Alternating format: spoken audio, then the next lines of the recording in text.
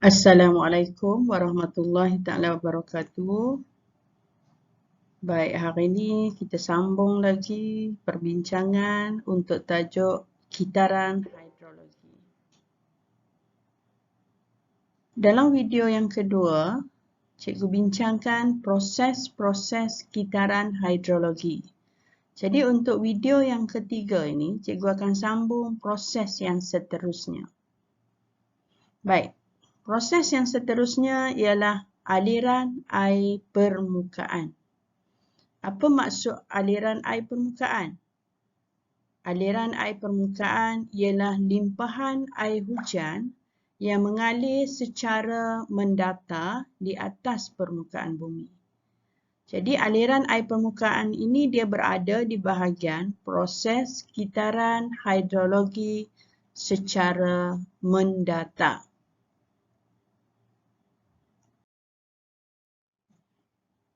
Baik, kita tengok grafik yang menunjukkan bagaimana proses aliran air permukaan ini berlaku.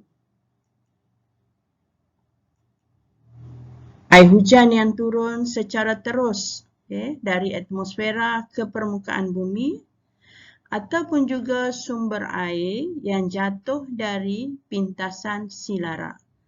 Jadi dalam pintasan silara, cikgu sudah bincangkan ada 3 situasi pintasan silara.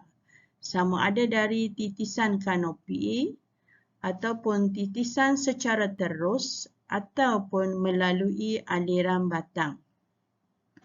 Jadi melalui proses tersebut adanya sumber air yang akan jatuh ke permukaan bumi dan berada di atas permukaan bumi mengalir, maka inilah yang dikatakan sebagai aliran air permukaan. Proses terbentuknya aliran air permukaan. Ataupun kalau anak-anak jumpa dalam setengah buku, dia akan gunakan istilah run-off. Aliran air ini dia akan mengalir dari kawasan yang tinggi ke kawasan yang lebih rendah. Kemudian mengalir ke mana? Mengalir sama ada masuk ke sungai atau sumber air yang lain, laut, lautan ataupun akhirnya akan mengalir masuk ke sebagai air bawah tanah.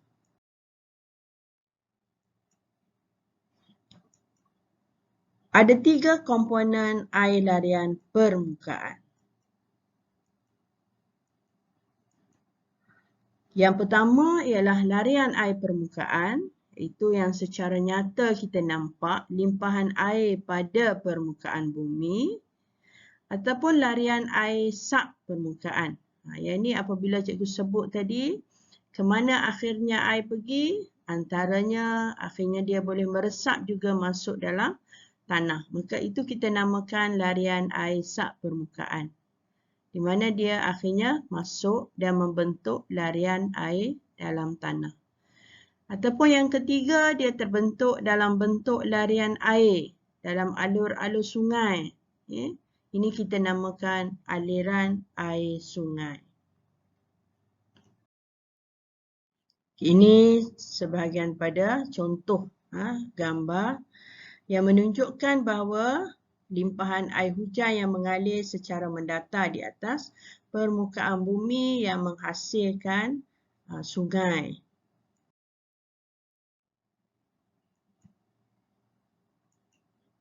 Kita tengok apakah faktor-faktor yang mempengaruhi aliran air permukaan. Ada 6 faktor. Yang pertama ialah dari segi keluasan litupan hutan. Jadi kalau kawasan litupan hutan itu tebal ataupun luas ataupun banyak, maka kadar larian air permukaannya akan jadi rendah. Sebab permukaan buminya terlindung oleh pokok-pokok, oleh daun-daun. Kalau pokoknya jarang ataupun tak banyak pokok, maka larian air permukaan akan menjadi tinggi.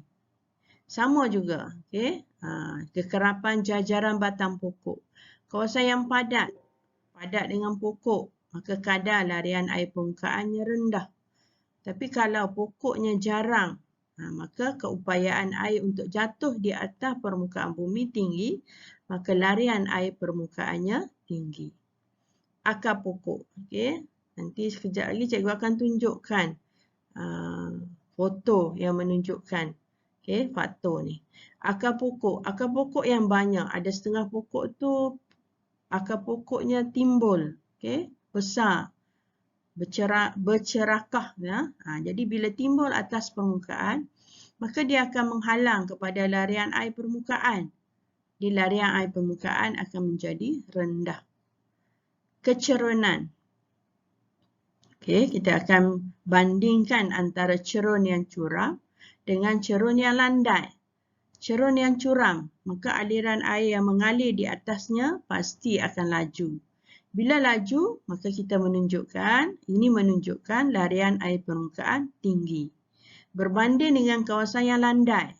Landai, air susah untuk bergerak laju, maka sebahagiannya akan meresap masuk. Ataupun kita panggil proses susupan atau infiltrasi. Pengaruh kegiatan manusia. Manusia mendedahkan kawasan-kawasan dengan penebangan pokok, penyahutanan. Maka bila tiadanya pokok, larian air permukaan tinggi. Dan faktor semula jadi ialah dari aspek hujan. Iaitu kita tengok dari segi kelebatan hujan, kekerapan dan juga tempoh hujan. Kalau hujan lebat, maka larian air permukaan tinggi. Ini yang cikgu sebut tadi. Foto-foto yang menunjukkan faktor yang mempengaruhi larian air permukaan. Pokok hutan yang padat, yang jarang. Akar pokok. Dengan keadaan akar yang macam ni, dia menghalang pergerakan air. Maka larian air permukaan rendah.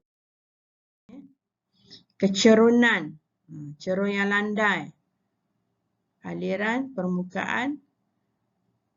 Cikgu minta maaf tu. Cikgu tertukar yang ini. Cerun yang curam. Aliran air permukaannya akan menjadi cepat. Kita tukar atas ni. Cerun yang landai akan menyebabkan aliran air permukaan perlahan. Ambil perhatian ya.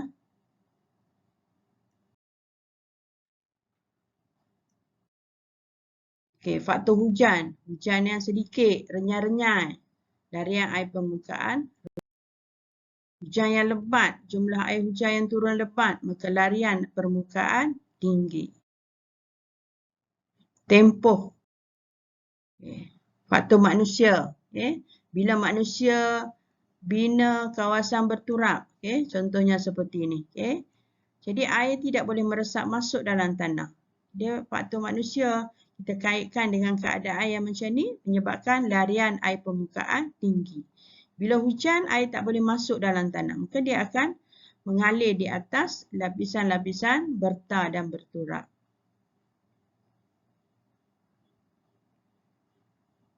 Kalau kita bandingkan dengan kawasan yang digondolkan. Okey, kita pergi kepada proses yang seterusnya iaitu proses susupan. Atau dalam buku lebih banyak dia guna istilah infiltrasi. Infiltrasi ini juga merupakan satu proses kitaran hidrologi secara menegak. Macam mana dikatakan menegak? Maka air daripada air hujan, air pintasan silara, dia akan jatuh ke permukaan bumi dan dia akan masuk ke dalam tanah. Cara masuknya kita tengok adalah dalam keadaan menegak. Itu yang kita panggil infiltrasi.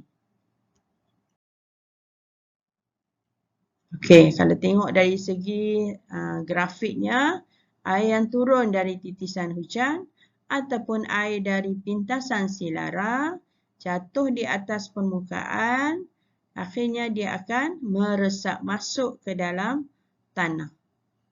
Sehingga sampailah ke lapisan akuifer ataupun lapisan stop air tanah.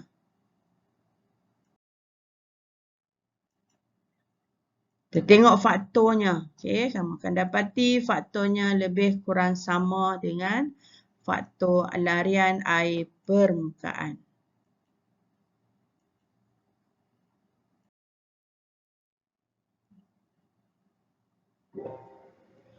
Okey, seterusnya proses yang terakhir ialah aliran air bawah tanah. Apa dia aliran air bawah tanah? Ya, terhasil apabila air dari proses susupan masuk dan meresap ke dalam tanah, seterusnya berkumpul di lapisan akuifer. Tadi bila nampak dalam proses infiltrasi, air masuk dia akan sampai ke lapisan akuifer, iaitu stok air tanah. Maka air akan berkumpul di situ. Air tidak boleh meresap masuk dah. Sebab di situ ada lapisan akuifer ataupun lapisan batuan tidak telap air. Biasanya dia ada dalam gua. Kita tengok dalam gua, kita masuk dalam gua, setengah gua ada air dalam tu. Okay, air sungai dalam gua. Jadi air ni mungkin berada di situ ataupun mengalir keluar semula ke sungai ataupun laut. Okey, tadi gambar rajah yang tadi juga cikgu ambil, tapi ini cikgu tunjukkan dia akan berada di sini. Okey, berada di kawasan yang cikgu bulatkan ini. Jadi air yang tadi meresap masuk sampai ke lapisan akuifer. So dia akan berkumpul di sini. Jadi ini yang kita namakan, yang ini. Yang ini yang kita namakan sebagai aliran air bawah tanah. Jadi itu saja untuk proses-proses dalam kitaran hidrologi. Jadi kita dah tamat untuk tajuk kitaran hidrologi. Kita akan sambung video yang seterusnya, iaitu air tanah. Sekian, terima kasih.